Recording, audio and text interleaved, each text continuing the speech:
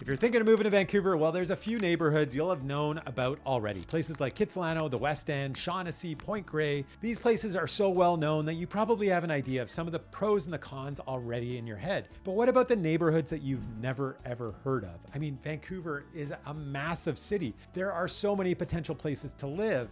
Do you actually understand where the best places might be? That's what I want to get into in today's video. This video is all about my favorite secret hidden gems all throughout Metro Vancouver. We're going to start at number 5 and work our way down to number 1, my absolute favorite. Let's get into all of it right now.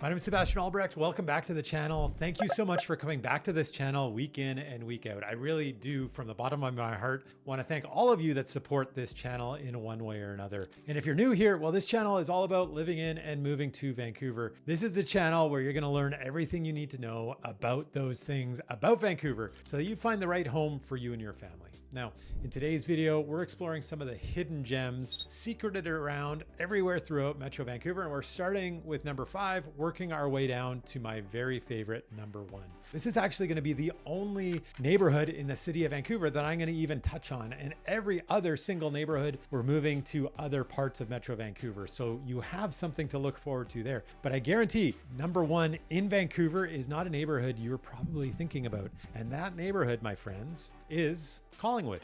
This is the city of Vancouver, of course, and roughly right here is the city of Vancouver, and we are looking at this little pocket right around there. That would be the neighborhood of Collingwood. We're going to zoom in now.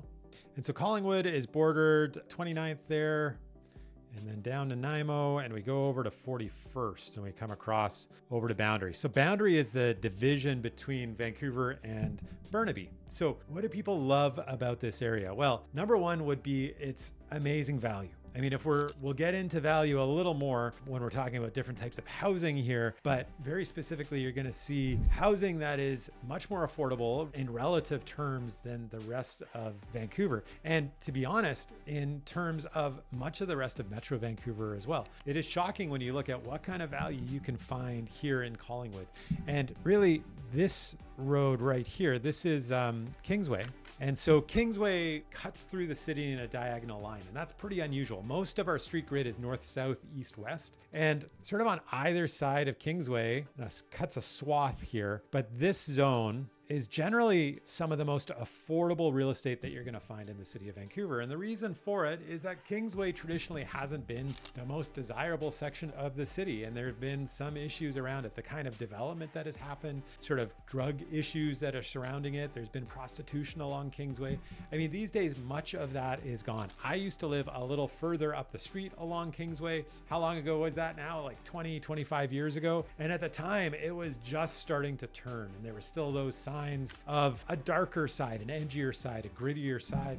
Much of that has disappeared. And in more recent years, because of this being a corridor where a lot of the more affordable real estate has been, there's been a little more creativity in the types of housing that the city of Vancouver has allowed. And this is an area where they've done a little bit of experimentation to figure out how can we get a little more density into what has traditionally been single family residential. And so one of the great things about this area, in this Collingwood area, aside from the value that you're getting, is the different kinds of housing options. And so you do find in this area a lot of single family residential. You find a lot of townhouses and half duplexes, and you find small townhouse developments that you're not necessarily going to find in other areas. So there might be an old house that was on a big lot where they moved the house to the front of the lot, and then in the back they built a structure of maybe 4 or 5 separate townhouses. The house is split into a duplex, essentially split into 2 units, might have a basement to it that is a separate unit, and then in the back another structure has 4 or 5 townhouse units that might be 1,100 square feet, might be 1,500 square feet, depending on how big the lot is. And this is a kind of housing option that isn't necessarily available in other areas. So Collingwood, I would say in general, and its neighbors next to it, Kensington, Cedar Cottage, are areas that you're going to find a little more of the missing middle and a little more in an affordable price range in relative terms compared to what else you're going to find in the city of Vancouver. So the other thing that people really like about Collingwood is that it is relatively walkable. So I've talked quite a bit about the neighborhoods throughout Metro Vancouver that are quite walkable. And there are areas like Kitsilano and Main Street and Mount Pleasant and Yaletown.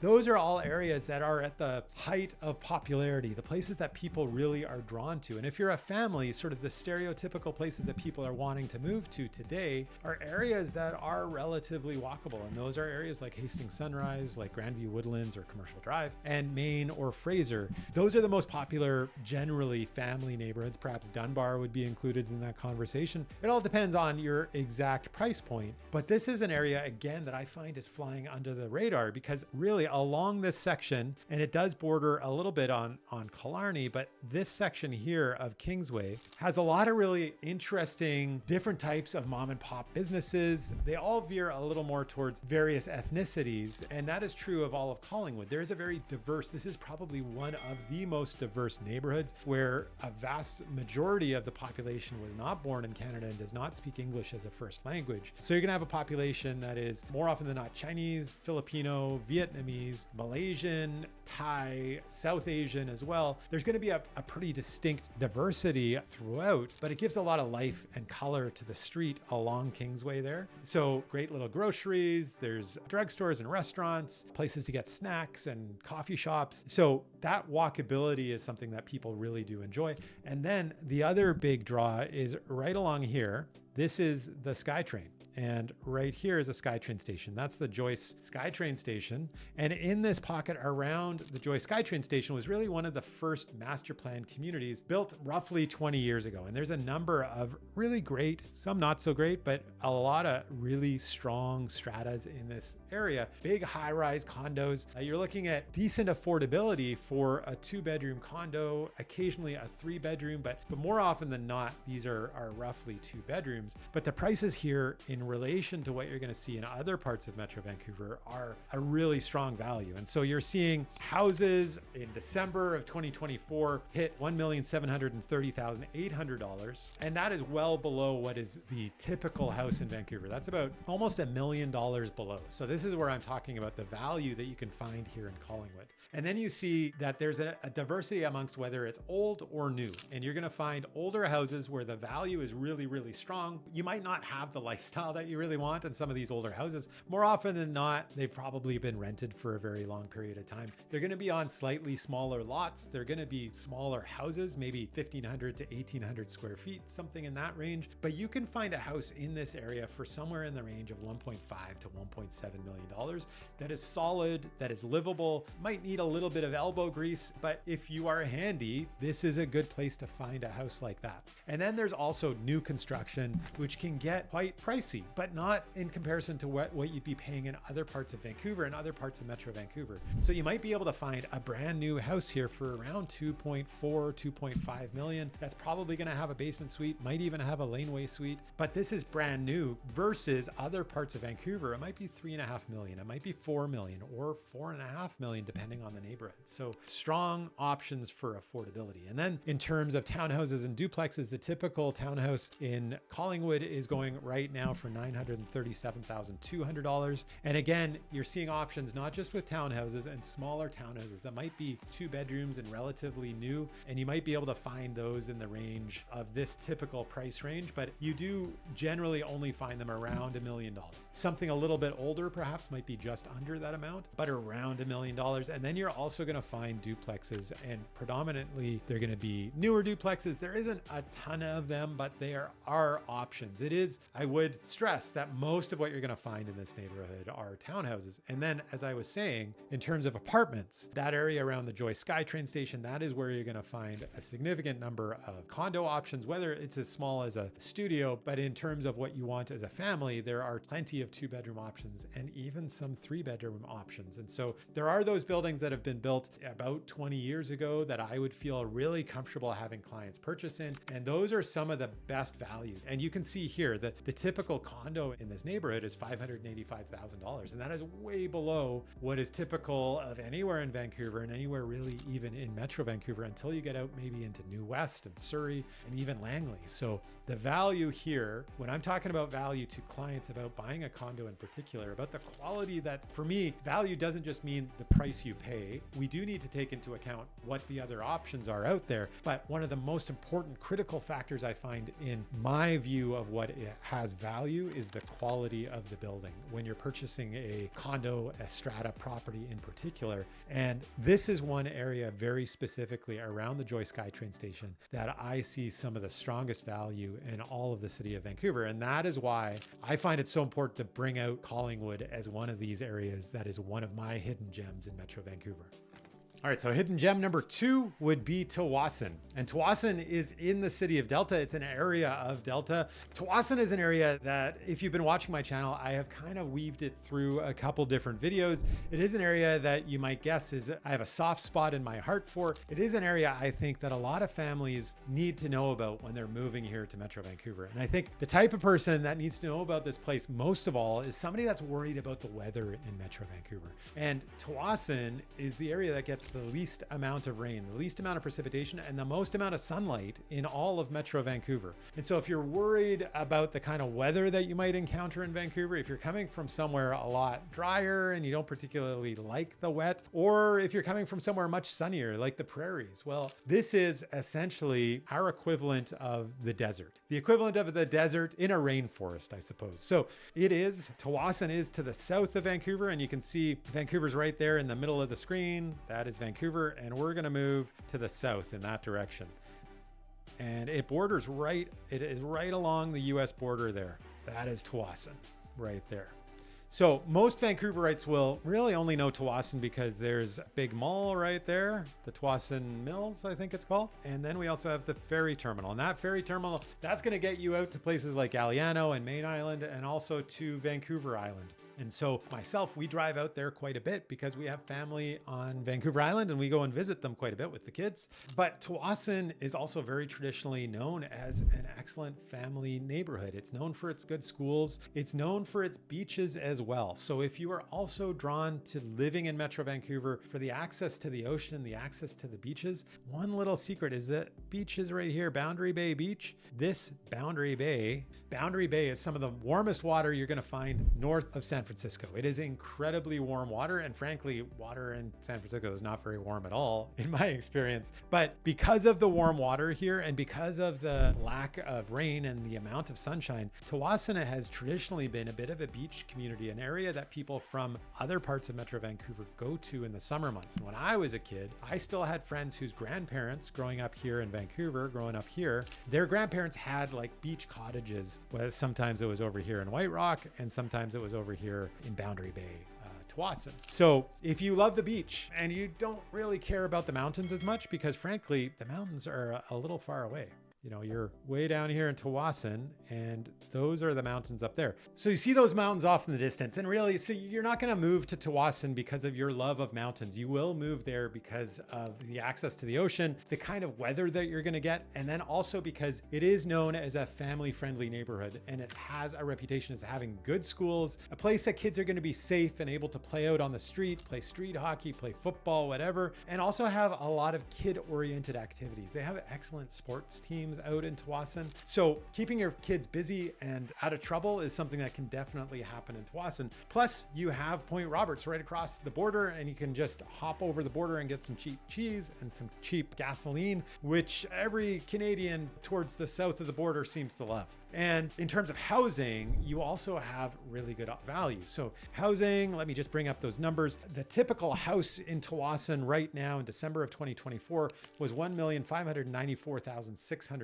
So that is lower than what we saw in Collingwood. We are significantly outside of downtown Vancouver, of the city of Vancouver, of course. And so land is cheaper. And for that money, you are going to get bigger houses and you're going to get more land. In Vancouver, you're looking at typical property sizes around 4 4,000 square feet. In Tawasin, you might find typically around 6,000 square feet, and you can find much larger 8,000, 10,000 square foot lots with larger houses on them. But not every house is fancy, and so you can find houses in the $1.3, $1.4 million range. There are areas, I would say you need to be careful, because there is a area right here where you're going to see a lot of leasehold land, and that is a native reservation. They're doing a lot of land development, as all of the native population, or not the native bands around Metro Vancouver, are doing in recent years. So you want to make sure that you're comparing apples to apples when you're looking at purchasing. That is a different type of ownership. It's not one that I necessarily highly recommend, but it is something that might get you a little more value, because you're not buying the land, you're buying the right to live on the land for a period of time. The cost of it isn't as high, and so you can get some really nice new product in that leasehold area at a lower price. But if you're not looking at leasehold, this is the area you'll be searching through. There are sort of on, let's zoom in here. This area here is essentially kind of a cliff. This area here is all low-lying. So one of the things that people are concerned about when they hear Tawasin being in Delta is they're worried about flooding. And flooding isn't as much of a concern, at least in terms of your house surviving in much of this area, because it is elevated mostly. There are areas that aren't. This area, the Boundary Bay area, is essentially kind of a flood risk. It is at sea level or just above sea level. I mean, they do have a very strong dike system. They are preparing for flooding, of course. And so if you talk to people that live in that area, or that are developing in that area, they're going to have arguments for why it's not something you need to be too worried about. But I know that in general, this is something that people are thinking about. Just realize there are essentially two different options. You have an area that is low lying, I think is beautiful. And incidentally, this area, Boundary Bay, the Boundary Beach area, it is pretty exclusive. There's some really beautiful homes. And if you want to be by the beach, like there's Point Grey Road in Vancouver is one of your other options. And you might be paying $10 million, $20 million for a house. This is an area you could find a house for $2 million, or a much nicer house at $2.5 or $3 million. So it's a relatively affordable luxury neighborhood. And then much of this area in the middle is pretty accessible. It is the more affordable area. Whereas on the edges up here, this is where there's a little more luxury because of the views that you typically have. And they do have some killer views out this way to the west. One of the other nice things about living in Tawasin, it is challenging to get downtown. You do have to get through a tunnel and a couple bridges to get downtown. So if you're commuting, that can be a challenge. There is no West Coast Express or SkyTrain that comes out to Tawasin. So in terms of commuting, it can be a little bit of a hassle. You are going to be reliant on the bus or on a car. But in terms of the ferry, there's really no better place to be located than in Tawasin. If you want to get out onto, you have a place on Main Island, or you want to go visit family very regularly on Vancouver Island, this is a really convenient place to be living. And you don't really have to worry about the traffic getting out there, which is kind of nice. Plus, they have some awesome water slides. My favorite water slides as a kid growing up, they still exist. Used to be called Splashdown. Now they call it Splash something or Down something. I don't know. Haven't been there in probably 30 years, but that was always my favorite part of Tawasin. And if I lived there today, that's where I'd be bringing my kids pretty much every day of the week during the summer months. And then I forgot to talk about the other housing. We talked about houses, but I didn't get into townhouses being, both townhouses and condos are a little more expensive than what we saw in Collingwood. And so you're seeing $1,008,200 for a typical townhouse. You're going to find nice townhouses at a lower price point, maybe even closer to $800,000 that are livable for a family. And you could be spending towards $1 million, towards $1.2 million for something that gets much larger. You're not really going to find duplexes in this area, but you are going to find a good number of townhouse options. There's also going to be some good condo options. And really where the typical price here is higher than what we saw in Collingwood at $639,700. What you're getting for that money is significantly more. So you're getting way more space. I mean, you're finding at around $1 million, like 1,000, 1,400 square feet, stuff that you're not going to find really in Collingwood. And so you could find a $600,000 two-bedroom around 800 square feet in Tawasin, even in Collingwood, which is one of the less expensive places in Metro Vancouver and in the city of Vancouver for sure. A 2-bedroom might cost you $650,000 for 800 odd square feet. So really strong value is one of the big draws that is going to pull people into Tsawwassen, aside from all of the other benefits. All right, area number 3 is way across on the other side of Metro Vancouver. We just started from we just were in one of the driest, sunniest parts of Metro Vancouver, and we're heading over to one of the wetter and darker parts of Metro Vancouver, but still one of my favorite places, and a place I think a lot of families need to be aware of. And it's way over here in Port Moody, just in this corner of the harbor. It's right at the end of the harbor. It was supposed to be the terminus of the Trans-Canada Railway, which they then moved to Vancouver. So that's why it is Port Moody. And Port Moody is a lovely little place. It has a lot to offer, but the area that we're focusing on is right over here, and that is Pleasant Side. And Pleasant Side is on the northern side of the harbor. Right at the end here is sort of the central business area of Port Moody. So it's really easily accessible to that area. It's not really walking distance, but definitely an area. You can get to the community center, you can get to the library. And the other great thing about being in Port Moody is that right around there is the SkyTrain station, and that's going to take you into the city or into other suburbs like Burnaby or Coquitlam or New Westminster. There's also the West Coast Express. So it becomes a pretty easy place as opposed to Tsawwassen to commute from. That is something that I really like about this area. But I think the thing that I like most about it, and the thing that attracts a lot of people to it, the value of the real estate. And specifically here, you're going to find waterfront real estate that is in relative terms really quite affordable. You can get a lot right along there on the waterfront for around $2 million. A little bit nicer house, $2.5 million, $3 million. You could be paying considerably more as well, because there is luxurious real estate in this pocket, but it's still nothing in comparison to what you're going to find on Point Grey Road and on the west side of Vancouver or in West Vancouver. And so like just the other day, I was showing properties in West Vancouver to a client who was looking for waterfront there, and you're looking at about $10 million plus. There's a $50 million property on the waterfront in West Vancouver. You could be paying 10, 20, $30 million, absolutely no problem. Here, it is very different. There is an accessibility to this waterfront that is unusual for Metro Vancouver, which is why I bring it up and why I think people should know about it. And what people love about this area is that it really is kind of out of the way. Unlike really Point Grey Road, I would say in Vancouver, there's no reason for people to really head up in this direction. It is kind of out of the way. And you can see Port Moody to a certain degree is a bit at the crossroads. You're getting a fair number of people. If you're coming from Pitt Meadows and heading in to Vancouver, you're cutting across Port Moody. You're coming from Coquitlam, you could be, or coming from Burnaby and going to Coquitlam, people could be going that way. But that's only this part of Port Moody and not this section. There's no real heavy traffic that heads out in these directions. Now, unless it's summer, because in summer months, there's two really popular attractions here that people are coming from other parts of Metro Vancouver to go to. One is right here, that is Sassamat Lake and White Pine Beach. And then up here is Bunsen Lake. And both of those are really big draws. They're two of my favorite things in Metro Vancouver. I love going hiking right up here in Eagle Mountain. And I also love the not salty, the not seawater lake, which is Sassamat Lake for the summer months. And they have a beautiful white sandy beach, which is White Pine Beach. And both of those are really big draws for people in the summer months. So there is traffic that you're going to find in the summer months, but really, to be honest, that's what you're going to find in any beach-oriented community. And so Pleasant Side is no exception. The summer months, this is an area where you're going to see a little more traffic, but definitely a family area, an area that people feel safe in. They feel like their kids can play in the street, and also where people come because they're drawn to the outdoors. And you get this good balance between access to the ocean as well as access to the mountains in Pleasant Side.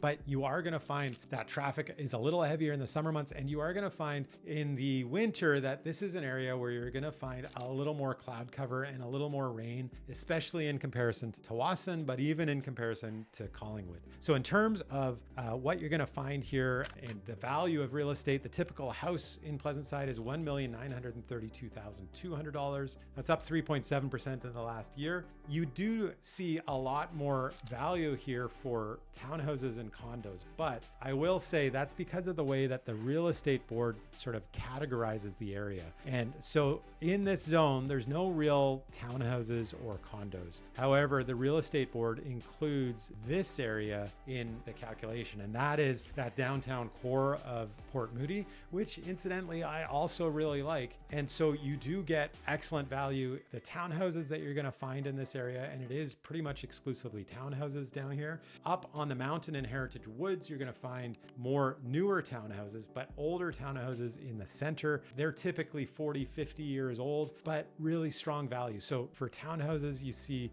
current value is $777,200. And then you also see condos being $803,000. And these are townhouses that I think are extreme value in comparison to what else you find this close to the city center and for the amenities that are in the community. So it's a really nice village atmosphere and really high quality concrete towers that have been built and more family size space. So you're not necessarily stuck with the 800 odd square feet, but you're seeing good value for spaces that are 1,000, 1,200, 1,400, 1,500 square feet. In fact, I think one of the listings that I've pulled here is even 1,800 square feet. So if you want more size, Port Moody is one of those options. And if you want a little more value for good quality, this is an area that you're going to find it, which isn't necessarily the case everywhere that you were looking. And these are all reasons that I think Pleasant Side and generally Port Moody and its town center are really good options for families that you don't want to miss.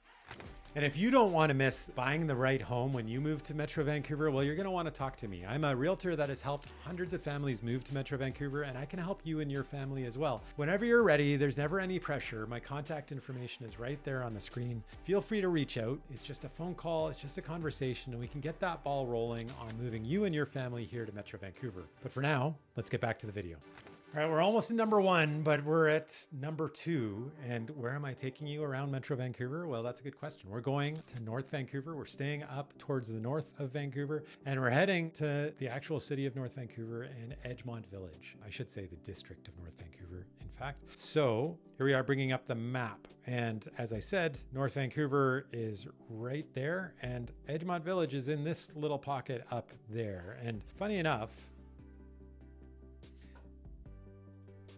it is right there. Funny enough, it's an area that many people in Metro Vancouver aren't really aware of. And if you notice it, it's really just because you're driving up to Grouse Mountain along here and you see a turnoff for Edgemont Village. But most Metro Vancouverites aren't even aware that it exists. And it's a shame because it is really one of the nicest hidden gems that you're going to find around Metro Vancouver. And one of the areas that if you are a family, you will want to live in if you can afford it. And that really is the challenge with Edgemont Village, is that it is pricey real estate. But what is it that people love about Edgemont Village? Well, number 1 is that it's incredibly quiet. It's a peaceful escape from the hustle and bustle of Metro Vancouver that surrounds you. As I said, not a lot of people know that it exists. It's not a thoroughfare. People aren't going through there for any other reason other than to get in there. And in and of itself, it's also this really quaint little village. Similar, I would say something like Kerrisdale as an example, but it's a very walkable neighborhood. And again, this is a theme in what is the most desirable family-oriented neighborhoods that I find in Metro Vancouver tend to be these walkable little village centers. And that's what Edgemont Village has. It's really cute. It's really quaint. People feel safe. People know one another. There's a real sense of pride of ownership. And on top of those things, it's really easy to get downtown or really wherever you want to go. So you could live up here and be able to commute pretty easily into downtown Vancouver. Of course, you do have to cross a bridge over here, or if this one is fouled up for some reason, you of course have the Second Narrows option, or as people have corrected me officially, that is the Ironworkers Bridge, and I am aware of that, but I think we all know that people do call it the Second Narrows Bridge. And then you also have the option, failing all that, of using the sea bus, of course, or I think the secret to living in the North Shore and just to be incredibly convenient would be to have your own jetpack or like a helicopter or something. That would be absolutely amazing. I might live on the North Shore if that was the case, but obviously I'm just kind of kidding around. But what people do really love is the nature and the access to the mountains and the type of real estate that you have here. Like there are massive trees, massive deciduous trees in your backyard more often than not. You have bigger pieces of land which people are drawn to. So a lot of people that were looking maybe over here in East Vancouver and they get kind of tired of the concrete and the lack of nature. If you want to be close to nature, Edgemont Village, North Vancouver in general, Lynn Valley as an example, but we're talking about Edgemont Village, is the place you're going to want to be. There is an accessibility to nature. There's streams nearby. There's hiking trails. It's really easy to get lost in the woods if you want to do that. Go out for a walk with the kids or the dog. And you also have really easy access out this way. Keep going, keep going, keep going, all the way up. That's supposed to be an arrow, but yeah, up there, up in that direction would be Whistler eventually. Before you get to Whistler, there's Squamish. There's also Horseshoe Bay just around the corner, and that's where you're going to be able to get on a ferry and go to Bowen Island or the Sunshine Coast or to Vancouver Island and escape from the city. And if you want to go in the other direction, you're right along the highway and you can get out that way and head out over to the Okanagan. And Edgemont Village, I do think that there's something to be said for that proximity to the highway, even though the highway can be kind of clogged up. I've talked about that a lot when I'm talking about the North Shore and the impact of just having two routes into the rest of Metro Vancouver, essentially, the two bridges. It means that you're a bit held hostage sometimes, but that's the price that a lot of people are willing to pay to live in the kind of beauty that you could be surrounded by in a place like Edgemont Village. And it is definitely not because of value. It is not because the price of real estate is low here. And looking at prices, we're looking at housing price, typical house in Edgemont Village. This is the highest of anywhere that we're looking at, $2,843,000. Really, you're finding it hard to find a decent house in Edgemont Village under $2.5 million. You really want to be spending closer to $3 million to be finding a really nice house. The lots are considerably bigger. So if you're comparing the amount of land you're getting, the land isn't as expensive as what you're going to find in the city of Vancouver, but it's because there is so much land that you're purchasing. The lot size is much bigger. The houses aren't necessarily considerably bigger. You are going to find some smaller houses in this area, around 1,500 square feet, around 2,000 square feet, but newer houses, and there are really beautiful newer houses in this area. You might be paying, well over 3 million towards 4 million plus. And in those price ranges, you're getting a much larger house, which is part of the reason that the price really starts to elevate when you're looking at newer construction. And in terms of other housing options, there aren't a ton of options, but they have been built in relatively recent years. Your typical townhouse is $1,801,600. And then your typical condo is $1,229,100. And I'd say both of these are elevated quite a bit. The typical townhouse and the typical condo in this area, there's not a lot of them. They've typically been built for people downsizing from pricey real estate. And as a result, they're bigger spaces. They're bigger. Like you're going to find an 1,800 square foot townhouse. You're going to find a 1,400 square foot condo. So these are good options for families as well. You don't have to buy a $2.5, $3 million, $4 million house to be in Edgemont Village. You can find a condo that is really, really nice in a relatively newer building that is half the cost of owning a house. So that is also one of the reasons that I kind of like this area as an option. And I don't think a lot of people, even if they're aware that Edgemont Village exists, they're not aware that there's opportunities to live there that don't necessarily mean you're going to be buying a house, and that it's viable for a family if you want to be in that community and you want to be in that area. So the community amenities are a big draw. That little village center, all the shops and the services and that type of thing, the walkable village center, the accessibility to nature, the outdoors, the size of the lots, the trees, the space that you can get. Grouse Mountain is basically your backyard, and getting out to Whistler and Horseshoe Bay, super, super easy. And then also just the peace and quiet and the safety. You're tucked away, out of the way. These are all big draws for the people that really love Edgemont Village, and I can't blame them. Now, number one on my list of hidden gems throughout Metro Vancouver, the best neighborhood, the best secret neighborhood throughout Vancouver, I think, is Burnaby Heights. Yes, where is Burnaby Heights? Well, let me share that with you. Again, it's an area that I don't think too many people are that familiar with, and it's not on too many radars, but that's Burnaby Heights right there. And so right here we have the city of Vancouver, and then right next to it is Burnaby. And you can see approximately that's Burnaby. We're just talking about this little corner up here. I'm going to include a little bit of Willingdon Heights and a little bit of Capitol Hill in what I consider to be Burnaby Heights. But this is a really great family neighborhood. You got really good schools in the area. You got really good families. You have a walkable core to the neighborhood right along Hastings. And no, I'm not talking about Main and Hastings. Main and Hastings is way over here, and that's sort of the epicenter of the downtown east side. Too many people, when they're thinking of moving here from somewhere else, get too concerned about being close to Hastings Street. And Hastings goes all the way over here. So there's a whole lot of Hastings that we don't need to worry about. It stops a little bit before that. But there's a lot of good parts of Hastings, and this area in Burnaby Heights is one of them. So traditionally it was an old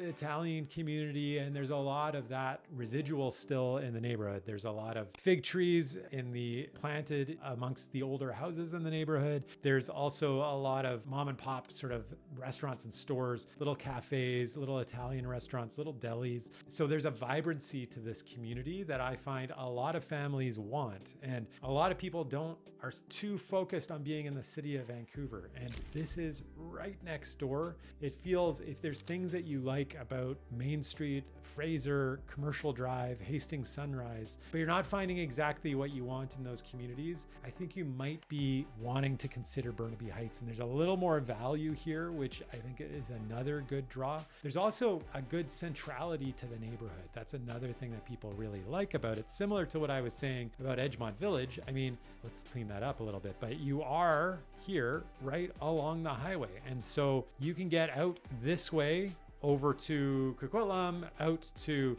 Mission if you wanted to, or go all the way to the Okanagan or to Manning Park to go skiing. And conversely, in the other direction, getting up into the mountains and going skiing in the winter months, going up to Grouse or Seymour or Cypress, and going a little further out to Squamish, do some rock climbing, and even further to Whistler to do some skiing or exploring or hiking. And also in that direction, we're going to find ourselves in Horseshoe Bay and be able to get onto the ferry. So I personally, if you live sort of in this region or further south, getting to all those things, it takes a lot of time. That's something that a lot of people don't really factor into the equation. So that location, I think, is a big draw. And then also just being a relatively safe, tucked away neighborhood. You're not too worried about a lot of things. You know your kids are going to be safe. They can play out in the streets. But there's also an accessibility to the city. And it is really easy to commute into the city. No, there's no SkyTrain here. But aside from that, commuting to other parts of Metro and outside of Metro Vancouver,